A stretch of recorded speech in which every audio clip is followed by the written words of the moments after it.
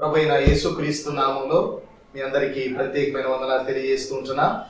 ఈ మన కాపరి అనే ఛానల్ ద్వారా మిమ్మల్ని కలుసుకోవడానికి దేవుడిచ్చిన ఈ ప్రశస్తమైన సమయం కొరకై దేవుని స్తుతిస్తూ ఉంటున్నా. ఈ దినాన మరి నాతో పాటు ఉన్నటువంటి దైవజనులు, నా ఎడం ప్రక్కన ఉన్నటువంటి దైవజనులు సువన్ రాజు గారు, పాస్టర్ సువన్ రాజు గారు, అదేవిధంగా మరి పాస్టర్ సునీల్ కుమార్ గారు, వారు నాతో కూడా ఉన్నారు. మరి వాక్యానికి ముందుగా పాస్టర్ సునీల్ కుమార్ గారు ప్రార్థన చేస్తారు. మరి ప్రార్థనతో మనం వాక్య పరిచర్యలోనికి ప్రార్థన చేసుకుందాము. పరిశుద్ధుడా, మహోన్నతుడా, సర్వోన్నతుడా, ప్రేమ కలిగిన మా తండ్రి, కృపా సత్య సంపూర్ణుడా, మీకే వందనాలు నాయన. స్తుతి స్తోత్రములు చెల్లిస్తున్నాము. ఆశ్చర్యకరుడా, మీకే వందనాలు. ఆలోచనకర్త, మీకే వందనాలు తండ్రి. మా అందరి విషయంలో సిలువలో మా కోసం ప్రాణం పెట్టి మరణించి తిరిగి లేచిన మా తండ్రి స్తోత్రం. మీ రక్తంలో విమోచన రక్షణ భాగ్యాన్ని కలిగించి మీ సేవ చేసే భాగ్యాన్ని మాకు ఇచ్చేవ తండ్రి స్తోత్రం. ప్రత్యేకమైన మరి మన కాపరి మరి టీవీ ఛానల్ బట్టి మీ నామాన్ని స్తుతిస్తున్నాం. 3 సంవత్సరాలుగా కార్యక్రమాన్ని మీరు అద్భుతంగా జరిపిస్తున్నారు. ఆయా తెనాల్లో మీరు ఆయా మండలంలో మా ప్రభా ఈ కార్యక్రమాన్ని కొనసాగిస్తున్నారు. మీ నామాన్ని బట్టి మీ బిడ్డలు ఎంతో ప్రయాసపడుతున్నారు. నూతనంగానైనా గుంటూరులో కూడా మా ప్రభా ఇది ప్రారంభించారు. అందరి బట్టి స్తుతి స్తోత్రం చెల్లిస్తున్నాం. అనేక మంది దైవజనులు మా ప్రభా వర్తమానం అందిస్తున్నారు. మా ప్రభా మీ వాక్య సందేశాలు అందిస్తున్నారు, సువార్త ప్రకటిస్తున్నారు. మా తండ్రి అయా మా ప్రభా భిన్నమైన బోధలు, వక్ర మార్గాలు మా ప్రభా నా తండ్రి అసత్య విధానాలు ఎన్నో ఉన్నాయి. వాటన్నిటి విషయంలో సత్యములోకి ప్రతి ఒక్కరిని ఓ ప్రభా స్థిరపరచాలని, యేసు ప్రభా మీలో నడిపించాలని, అనేక రక్షణ పొందాలని ఈ మా ప్రభునాథ తండ్రి మన కాపరి పరిచర్య మా ప్రభునాథ తండ్రి ఆయా బిడ్డలంతో ప్రయాసపడి జరిగిస్తుండగా మీ పరిశుద్ధాత్మ సహాయం ఇంటిగా అనుగ్రహించండి. అనేకులను మా ప్రభా సత్యములకు నడిపించండి, రక్షణకు నడిపించండి. మారు మనసు పాపక్షమాపణ పొందుకోవడానికి సహాయం చేయండి.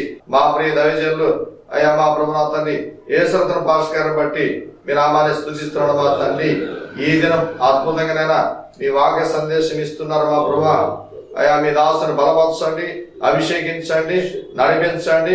అద్భుతంగా మీరు వాడుకోండి. తన నోటికి నోరుగా ఉండి అయా మా ప్రభు తన మీ స్వాధీనం నుండి చక్కని వినువారికి మేలుకరమైన విషయాలు నీ దాసుని ద్వారా అందించండి. అద్భుతమైన కార్యం జరిగించండి. ఓ ప్రభు నా అన్ని విషయాలు కూడా ధైర్యపరచండి, బలపరచండి, ప్రోత్సాహపరచండి, నడిపించండి. మీ శక్తితో మీ ఆత్మతో నింపండి. అయా ముందుగా ఈ దినమేనైనా దైవజనులు మా ప్రభా అయ్యా మా ప్రభు ఈ పరిచర్య ప్రారంభించడానికి తీర్మానం చేసుకున్నారు. మా తండ్రి అయ్యా మా ప్రభు నా తండ్రి ప్రతి సమయంలో కూడా నా తండ్రి బిడ్డకి తోడుగా ఉండి ఓ ప్రభు విజయవంతంగా మీ వాక్యాన్ని చెప్పడానికి అన్ని విధాలుగా పరిశుద్ధాత్మ సహాయం మెండుగా కలిగించండి.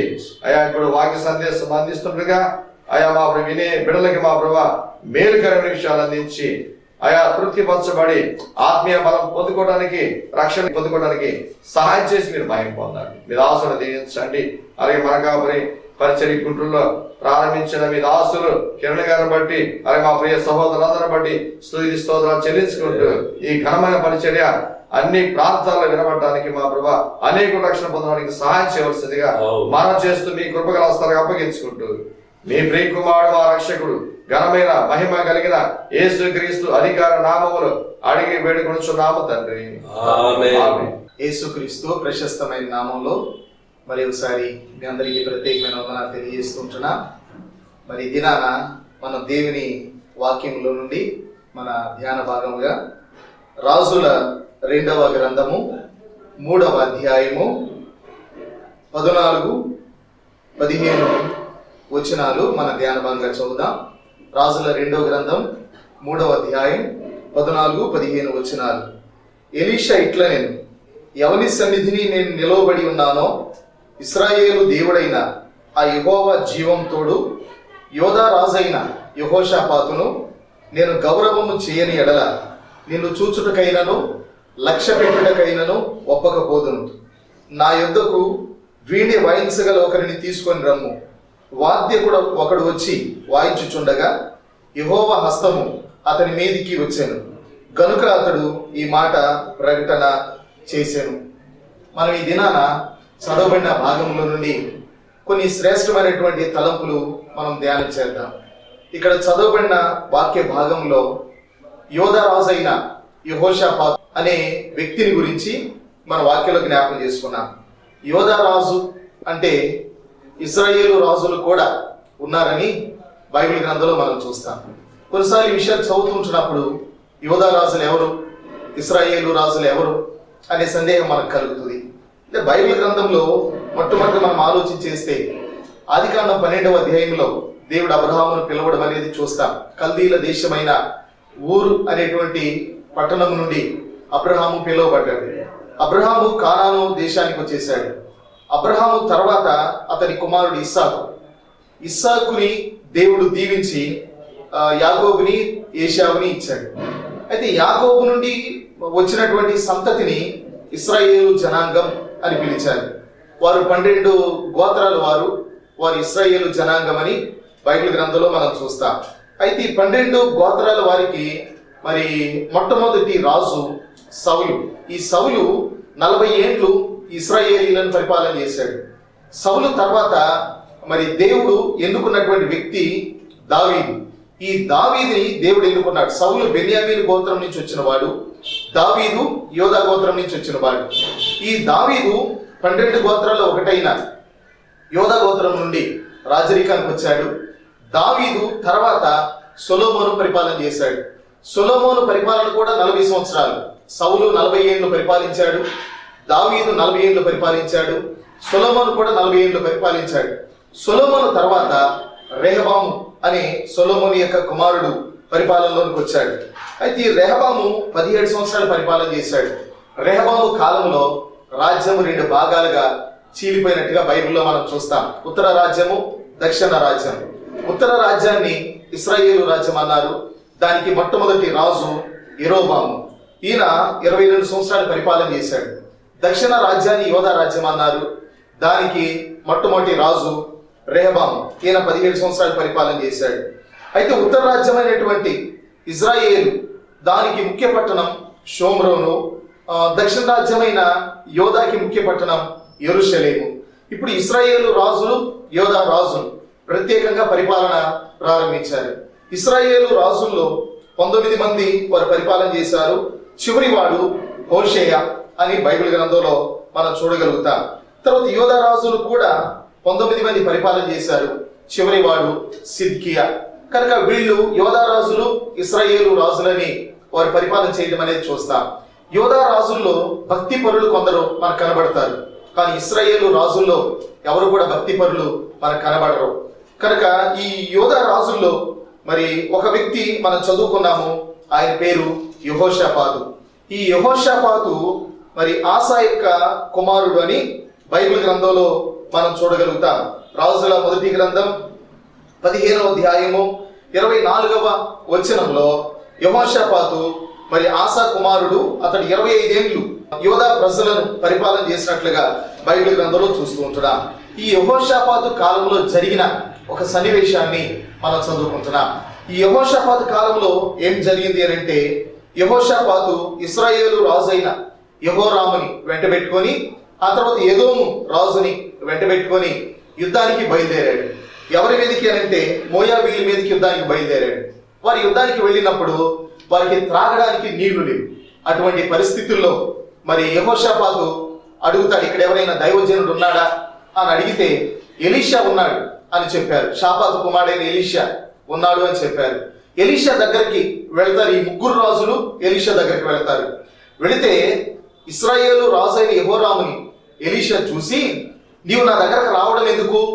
నీ తల్లిదండ్రులైన ఆహాబు, యెజెబెలు వారు ఉంచుకునే ప్రవక్తల దగ్గరికి వెళ్ళు అని కఠినంగా మాట్లాడతాడు. ఆ తర్వాత మరలా ఏమంటాడంటే, నేను యెహోషాపాతును గౌరవము చేయని ఎడల నీవు నా దగ్గరకు రావడానికి కానీ నన్ను చూడడానికి కానీ ఒప్పుకునేవాడిని కాదు అని చెప్పి యెహోషాపాతును బట్టి మరి వారిని రానిచ్చినట్టు గౌరవించినట్టుగా ఈ భాగంలో మనం చదువుతుంటున్నాం. ఆ తర్వాత ఎలీషా ప్రవచన రీతిగా చెప్పాడు, మీరు వెళ్ళి ఆ ఎడారిలో చాలా గోతులు త్రవ్వండి, దేవుడు వాటిని నీటితో నింపుతాడని. వారు వెళ్ళారు, చాలా గోతులు త్రవ్వారు. ఉదయాన్ని వారు చూశారు, అవన్నీ నీళ్లతో నింపబడి ఉన్నాయి.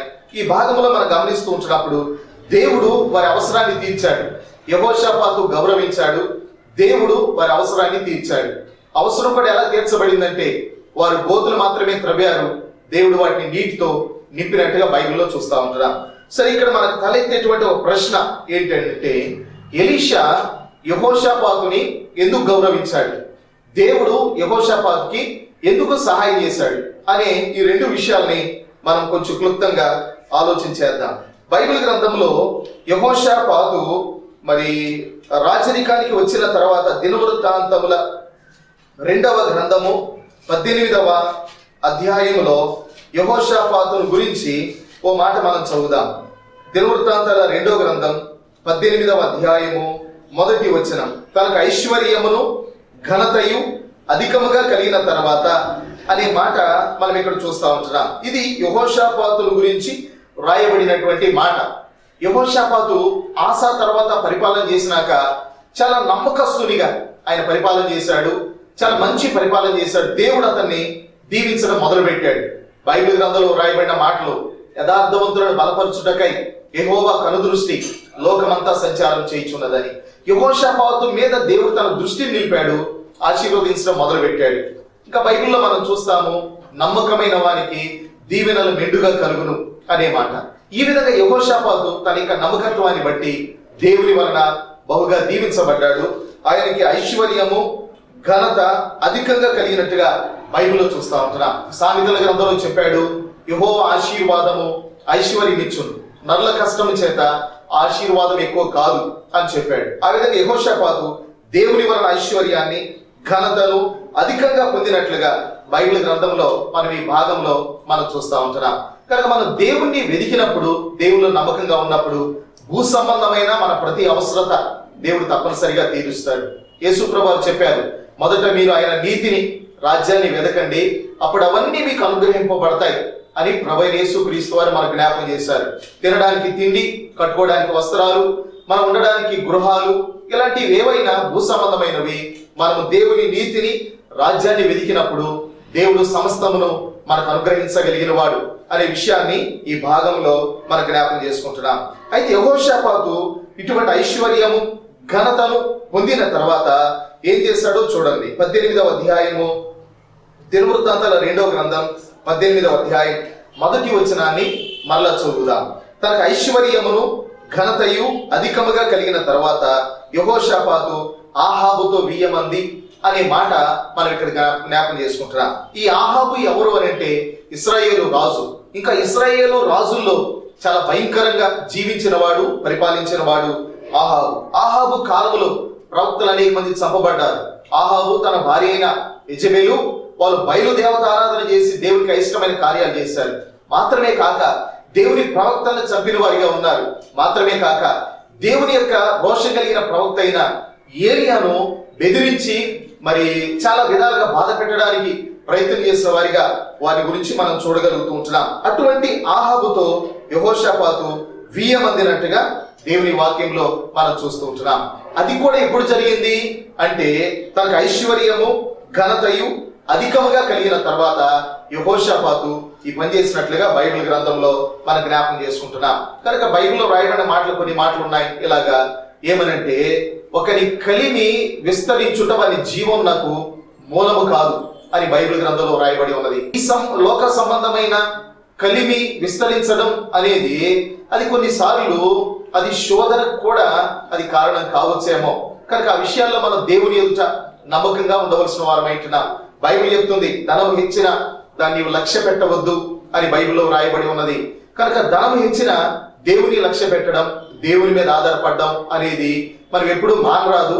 దేవుని మీద పరిపూర్ణంగా ఆధారపడాలని యెహోషాపాతు జీవితం ద్వారా ఒక పాఠాన్ని మనం నేర్చుకుంటా ఉంటున్నాం. యెహోషాపాతు ఐశ్వర్యం ఘనత అధికంగా కలిగిన తర్వాత ఆహాబుతో 1000 మందినట్టుగా దేవుని వాక్యంలో మనం చూస్తా ఉంటున్నాం. ఇది యెహోషాపాతు యొక్క పతనానికి మూలముగా లేక ప్రారంభముగా దేవుని వాక్యంలో మనం గమనిస్తూ ఉంటున్నాం. కానీ కొన్ని సందర్భాలు అవి మనలను పతనానికి తీసుకెళ్లేవిగా ఉంటాయి. ఆ సందర్భాలను గ్రహించి మనం జాగ్రత్తగా మన ప్రవర్తన, మన జీవితాన్ని కాపాడుకోవాల్సిన వారమై మనం ఉంటున్నాం.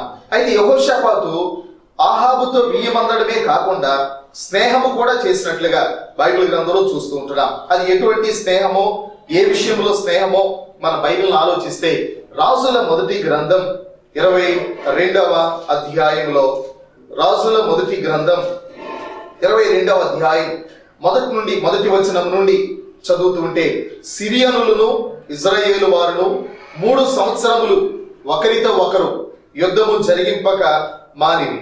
3వ సంవత్సరమందు యోధా రాజైన యెహోషాపాతు బయలుదేరి ఇశ్రాయేలు రాజు వద్దకు రాగా, ఇశ్రాయేలు రాజు తన సేవకులను పిలిపించి, రామోత్గిలాదు మనదని మీరెరుగుదురు, అయితే మనము సిరియా రాజు చేతిలో నుండి దాన్ని తీసుకొనక ఓరుకున్నామని చెప్పి, యుద్ధము చేయుటకు నాతో కూడా నీవు రామోత్గిలాదునకు వచ్చేదవా అని యెహోషాపాతును అడిగాను. అందుకే యెహోషాపాతు, నేను నీ వాడని, నా జనులు నీ జనులే, నా గుర్రములు నీ గుర్రములే అని ఇశ్రాయేలు రాజుతో చెప్పాను. ఇక్కడ బైబిల్లో మనం చూస్తున్నప్పుడు యెహోషాపాతు ఆహాబుని చూడడానికి వెళితే ఆహాబు అంటున్నాడు, మరి ఫలానా రామోత్గిలాదు మనది కదా, సిరియా వారి చేతులను దాన్ని మనం తీసుకోలేకపోతున్నాం, మన యుద్ధానికి వెళదామా అని అడిగితే, వెంటనే యెహోషాపాతు అన్న మాట, నేను నీ వాడనే, నా జనులు నీ జనులే అని అన్నాడు. మొదటిగా బియ్యం అందాడు.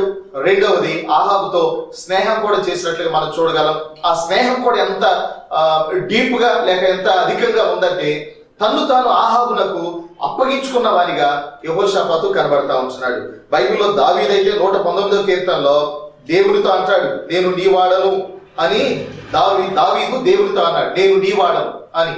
కానీ యెహోషాపాతు అంటున్నాడు ఆహాబుతో, నేను నీ వాడనని. కనుక దావీదేమో దేవుని వాడైతే యెహోషాపాతు ఆహాబుకు చెందిన వారిగా మారిపోయాడు.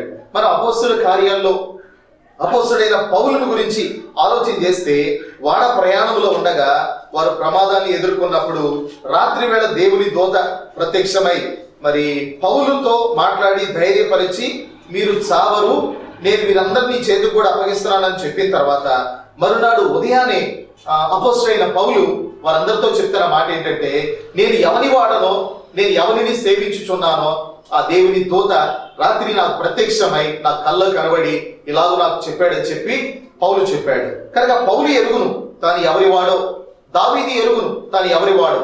కానీ యెహోషాపాతు నేను దేవుని వాడను అనడానికి బదులుగా నేను నీ వాడను అని ఆహాబుతో మాట్లాడుతూ ఉన్నట్టుగా బైబిల్ గ్రంథంలో మనం చూస్తూ ఉంటున్నాం. కానీ క్రొత్త నిబంధన గ్రంథంలో అపోస్తుడైన పౌలు చెప్పారు, ఏమన్నారంటే, మీరు విలువ పెట్టి కొనబడిన వారు గనక మనుషులకు దాసులు కాకుడి అని చెప్పాడు. కానీ యెహోషాపాతు ఆహాబుతో స్నేహం చేయడమే కాదు, ఆహాబుకి దాసునిగా మారిపోయినట్టుగా, ఆహాబుకి తను అప్పగించుకున్నట్టుగా దేవుని వాక్యంలో మనం గమనిస్తూ ఉంటున్నాం. ఇలాగ అప్పగించుకున్నటువంటి యెహోషాపాతు యుద్ధానికి బయలుదేరి వెళ్ళిపోయాడు ఆహాబుతో కలిసి.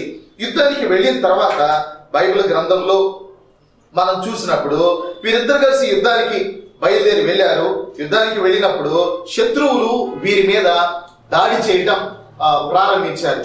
శత్రువులు వీరి మీద దాడి చేయటం ప్రారంభించినప్పుడు అప్పుడు యెహోషాపాతు ప్రాణ భయముతో అక్కడి నుండి బయటికి దూరంగా పారిపోయినట్టుగా దేవుని వాక్యంలో మనం జ్ఞాపకం చేసుకుంటున్నాం. కానీ ఇదంతా 22వ అధ్యాయంలో రాజుల మొదటి గ్రంథంలో ఈ విషయం అంతా కూడా జరిగింది.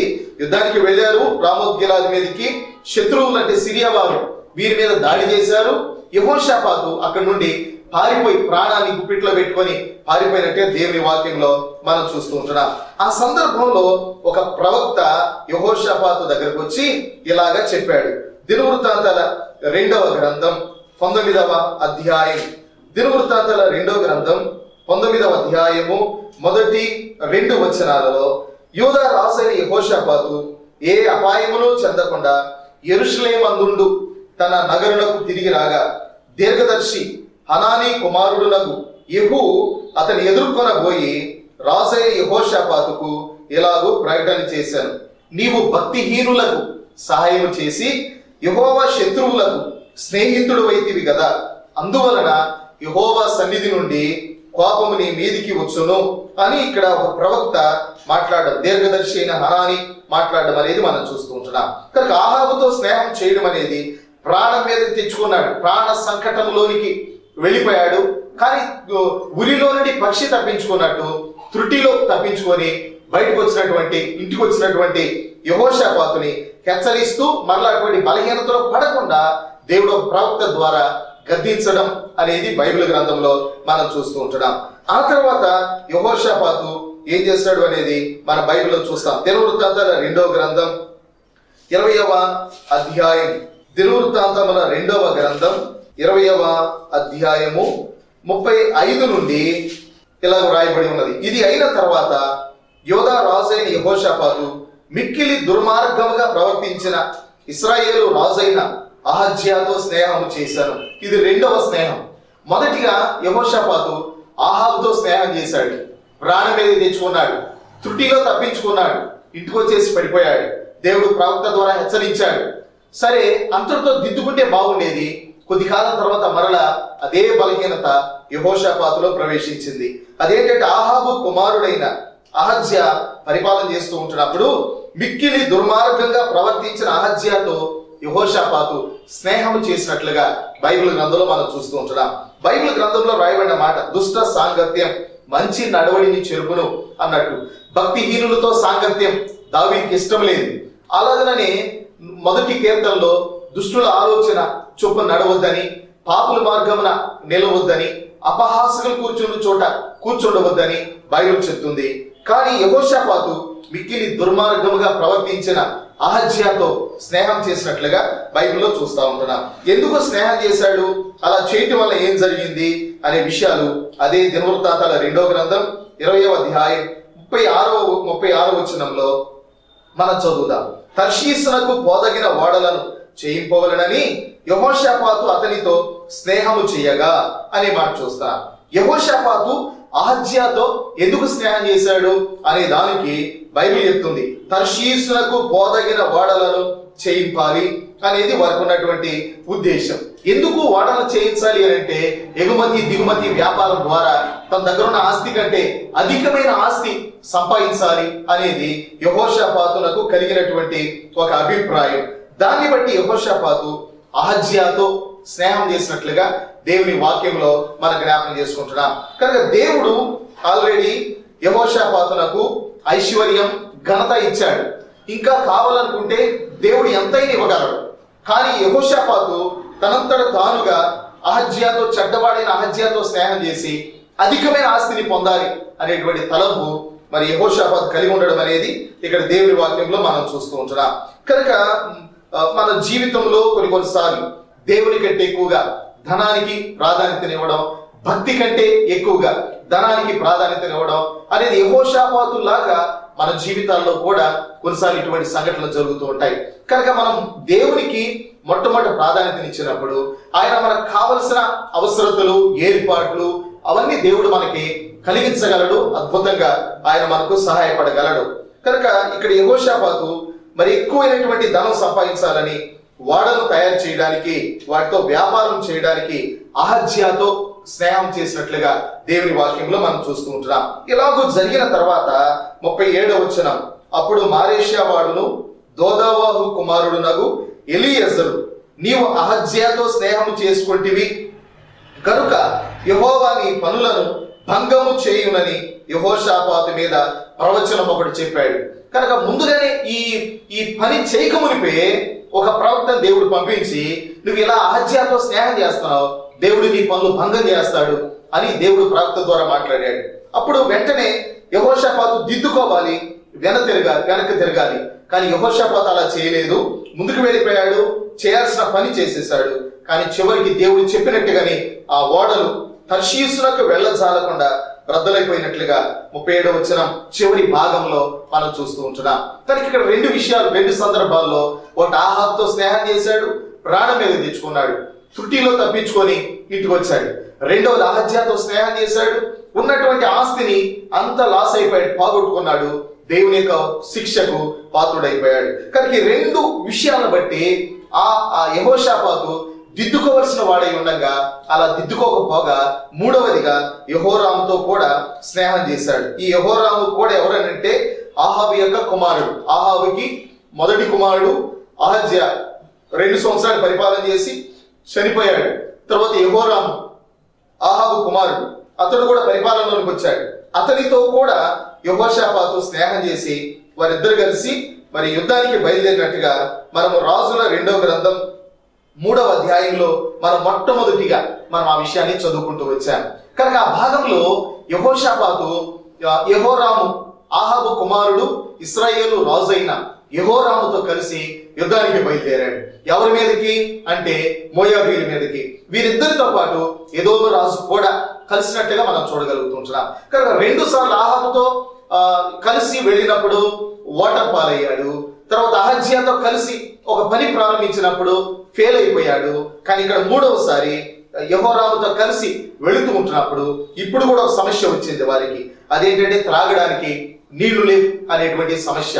వారి పశువులు త్రాగడానికి నీళ్లు లేని సమస్య వారు ఎదుర్కొన్నారు.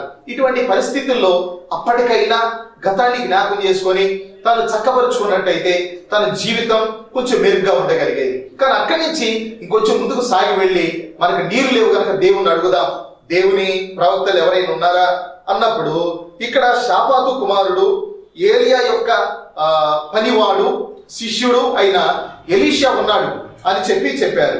అప్పుడు ఆ 3 రాజులు కలిసి అంటే యెహోరాము, యెహోషాపాతు, ఎదోము రాజు ముగ్గురు కలిసి వాళ్ళు ఎలీషా దగ్గరకు వెళ్ళినట్లుగా ఈ భాగంలో చూస్తూ ఉంటున్నాం. వెళ్ళినప్పుడు ఎలీషా అంటున్న మాట ఏంటంటే, నేను యెహోషాపాతును గౌరవము చేయని ఎడల నిన్ను చూచుటకైనను లక్ష్య పెట్టుటకైనను నేను ఒప్పకపోదును అని అన్నాడు. అంటే యెహోషాపాతుని ఎలీషా గౌరవం చేశాడు. అంత మాత్రమే కాదు, దేవుడు కూడా వారికి సహాయం చేశాడు. ఎలాగంటే ఒట్టి గుంతలు త్రవ్వి వాళ్ళు ఉంటే దేవుడు వాటిని నీటితో నింపాడు. మనకు వచ్చిన ప్రశ్న మొట్టమొదటిగానే మనం ఆ ప్రశ్న గురించి ఆలోచించాం. ఆ ప్రశ్న ఏంటంటే, యెహోషాపాతుని ఎలీషా ఎందుకు గౌరవించాడు అనేది, దేవుడు యెహోషాపాతుకి ఎందుకు సహాయం చేశాడు అనేటువంటి ప్రశ్న మనకున్నది. కానీ యెహోషాపాతులో ఏమున్నది? ఆహాబుతో స్నేహం చేశాడు, పతనమయ్యాడు. అహజ్యాతో స్నేహం చేశాడు, నష్టపోయాడు. ఇప్పుడు యెహోరాముతో భక్తిహీనుడైన యెహోరాముతో కూడా స్నేహం చేస్తున్నాడు. మరి ఎలీషా ఎందుకు యెహోషాపాతుని గౌరవిస్తా ఉన్నాడు అనే విషయాన్ని మనం ఆలోచించాలి. దేవుడు ఎందుకు యెహోషాపాతుకి క్లిష్ట పరిస్థితుల్లో కూడా సహాయపడ్డాడు అనే విషయాన్ని ఆలోచించాలి. ఇప్పుడు నేను 2 విషయాలు ఎందుకు ఎలీషా యెహోషాపాతుని గౌరవించాడో 2 విషయాలు నేను మీ దృష్టికి తేవాలనుకుంటున్నాను. మొట్టమొదటి విషయం ఏంటంటే, యెహోషాపాతు యోధారాజు అంటే యోధా గోత్రం నుంచి వచ్చిన వాడు కనుక దావీదు యొక్క గోత్రం నుంచి వచ్చిన వాడు. వీళ్ళకి మూల పురుషుడు, రాజులకు మాదిరి వ్యక్తి మూల పురుషుడు, రాజులకు మూల పురుషుడు దావీదు కనుక దావీదును బట్టి యెహోషాపాతుని ఎలీషా గౌరవించినట్టుగా మనం చూడగలుగుతుంటున్నాం. కనుక రాజుల గురించి ఆలోచిస్తే తన పితరుడైన దావీదు వలె అనే మాటలు అనేక సార్లు రాజుల గ్రంథంలో మనం గమనిస్తూ ఉంటాం. కనుక దావీదు వీరికి మాదిరి వ్యక్తి. దావీదును బట్టి యోధా గోత్రంలో ఉన్న రాజులు వారు దీవించబడ్డారన్నమాట. కనుక దావీదును బట్టి యెహోషాపాతును ఎలీషా గౌరవించినట్టుగా మనం చూడగలుగుతుంటున్నాం. కనుక అదే సందర్భంలో మన ప్రభువైన యేసుక్రీస్తు వారిని మనం జ్ఞాపకం చేసుకోవాల్సిన వారమైంటున్నాం. అదేంటంటే, దావీదును బట్టి అయోగ్యుడైన యెహోషాపాతుకి యోగ్యత అనేది ఎలా దొరికిందో ప్రభువైన యేసుక్రీస్తును బట్టి మనకు కూడా అలాంటి యోగ్యత దొరికిందని బైబిల్ గ్రంథం మనకు తెలియజేస్తా ఉన్నది. మన జీవితాల్లో కూడా దేవుడు అద్భుతంగా సహాయపడాలంటే మనకు కూడా యెహోషాపాతులాగా తగ్గించుకొని మెత్తటి హృదయముతో, మనము కనికరముతో నిండిన హృదయముతో మనం దేవుని ఎదుట ప్రార్థన చేసినప్పుడు దేవుడు మన ప్రార్థనలు కూడా విని అద్భుతంగా సహాయపడగలడు. కాబట్టి 2 విషయాలు జ్ఞాపకం చేసుకున్నాం. యెహోషాపాతుని ఎలీషా ఎందుకు గౌరవించాడు, దేవుడు ఎందుకు యెహోషాపాతుకి సహాయపడ్డాడు అనడానికి 2 కారణాలు. మొదటి కారణం దావీదును బట్టి అని నేర్చుకున్నాం. అలాగే యేసు ప్రభుని బట్టి మనం కూడా సృజించబడ్డాము. యేసు ప్రభుని బట్టి పరలోక రాజ్యానికి నిర్భయమైన ప్రవేశం మనం పొందుకున్నాము. యేసు ప్రభుని బట్టి మన ప్రార్థనలో తండ్రి ఆలకిస్తున్నాడు. కనుక ప్రభువుని బట్టి మనకు అటువంటి ధన్యత మనకు కలిగింది. తర్వాత 2వ విషయం ఏంటంటే, మెత్తటి హృదయం కలిగి యెహోషాపాతు దేవుని దగ్గర తగ్గించుకొని నా దిక్కు నీవే అని అప్పగించుకునేవాడు కనుక దేవుని కనికరాన్ని పొందాడు. మనం కూడా దేవుని పాదాల దగ్గర అంతగా మనం పడి పశ్చాత్తాపడినప్పుడు దేవుడు మన అపరాధాలు క్షమించడమే కాదు, మన అవసరతలో కూడా సహాయపడగలడని ప్రభునామములో ఈ మాటలు మీకు జ్ఞాపకం చేస్తూ నా మాటలు ముగిస్తూ ఉంటున్నాను. చిన్న ప్రార్థన చేద్దాం.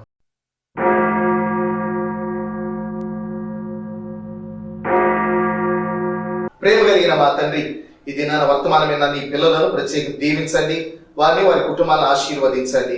ఈ వాక్యము ద్వారా యేసుక్రీస్తును బట్టి మాకు కలిగిన ఆశీర్వాదాలు ఎలాంటివో నేను మరింతగా ఇంకా గ్రహించి మీలో బలపడడానికి కృపనివ్వండి. అంత మాత్రమే కాదు, ఎల్లప్పుడూ మీ ఎదుట విధేయత కలిగిన వారమై తగ్గింపు కలిగిన వారమై మమ్మల్ని మేము నాయన మీ ఎదుట పశ్చాత్తాపంతో మా అపరాధాలు ఒప్పుకుంటూ క్షమాపణ వేడుకుంటూ నీ వైపు చూసి నీ సన్నిధిలో మేము గడపడానికి మీ కృపను గ్రహించండి. నాయన ఈ వాక్యం విన్న నీ పిల్లలను వారి కుటుంబాన్ని దీవించండి. యేసయ్య నామములో ప్రార్థించి వేడుకొనుచున్నాం.